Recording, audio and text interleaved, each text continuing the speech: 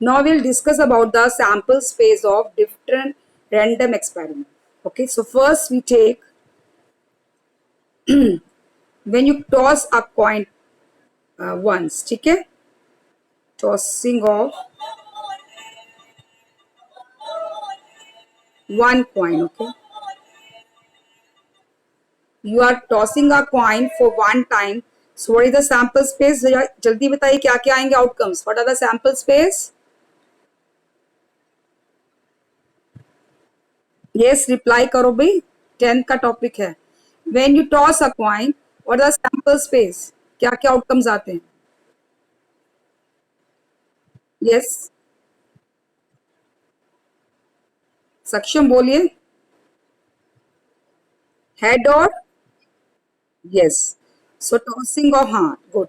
So tossing of one coin, in that case, the sample space are either head or tail. So HT. ठीक है, कुछ के लिखवा रही हूँ मैं.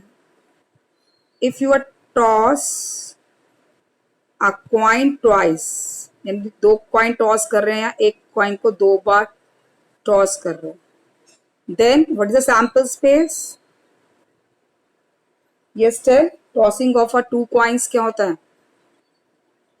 Head head, you all know ना. Tail tail. And tail head. हाँ, ठीक है. So we have the total 4 outcomes: head head, tail tail, head tail, tail head. ठीक है. आप इसको लिखना कैसे? You are writing the sample space. तो S लगाकर curly bracket. So when you toss a coin, then the outcomes are head tail. The sample space is head tail. Toss a coin twice, then head head, tail tail, head tail and tail head. Okay. Now आते हैं, ठीक है, when we toss a coin 3 times, ठीक है,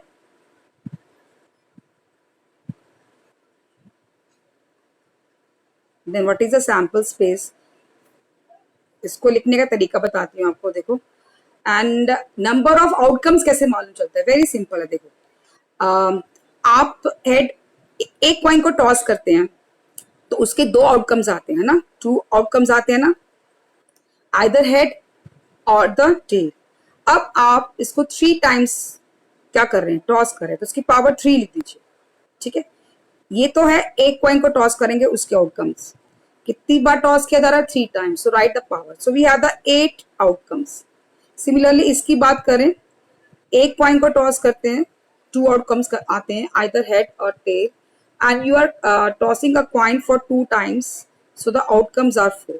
ठीक है, इस तरह से आपको टोटल आउटकम्स मालूम चल जाते हैं.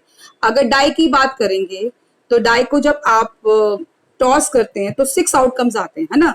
तो 6 लिख दिया. अगर आप 2 बार टॉस करें तो 6 की पावर 2, 36. ठीक है, और अगर 3 बार टॉस करें तो 6 की पावर 3. ठीक है, 216. These are the outcomes. ठीक है, so when you toss a coin 3 times, total outcomes are 8. अब इसको सैंपल स्पेस को लिखते कैसे? देखो, बिल्कुल सिंपल होता है. 8 बार टॉस किया ना, इसका हाफ कर लो. सो write head for 4 times, half of 8 is 4. Right head for 4 times and tail for 4 times. I'm अभी लर्न करा रही कैसे करते हैं कि 4 कॉइन्स भी आएंगे. ठीक है, देन 4 का half 2, head for 2 times, tail for 2 times, head for 2 times, tail for 2 times. ठीक है, अब 2 का हाफ कितना हो गया? 1. Head for 1 time, tail for 1 time, head for 1 time, tail for 1 time, head for 1 time, so on. So this is a way of writing the sample space of tossing of a 3 coins. ठीक है, 8 outcomes है. 8 का half होता है 4. 4 बार head लिखिए. Write 4 times tail. Then half of 4 is 2. 2 time head and 2 time tails. Then half of 2 is 1. 1 time head and 1 time tail. So we have the 8 outcomes when you toss a coin 3 times. Okay, a lot of samples पे जिसका आपको मालूम होना चाहिए. Now we come to the fourth. When you toss a coin for 4 times. Okay, now we are tossing a coin for 4 times. So fourth is toss a coin, क्योंकि 4 तक आपके questions आते हैं. 4 times. Okay, now we toss a coin for 4 times. So total outcomes हो जाएंगे आपके, मैंने अभी समझाया कैसे फाइंड करते हैं. एक कॉइन को टॉस करेंगे तो 2 आउटकम्स होंगे, head or either head or tail. 2, you are tossing it for 4 times, so 2 is to power 4. So we have the 16 outcomes in this case. Okay, the 16 outcomes. Then how you write the sample space? Sample space में same वही तरीका करेंगे. अब 16 का half कितना होता है? 8. So you write head 4 8 times. Similarly, tail for 8 times. Now half of 8 is 4. Now head for 4 times and tail for 4 times. ठीक है, and here head for 4 times and tail for 4 times. Okay, now the half of 4 is 2. Head for 2 times, tail for 2 times. Okay, head for 2 times and tail for 2 times.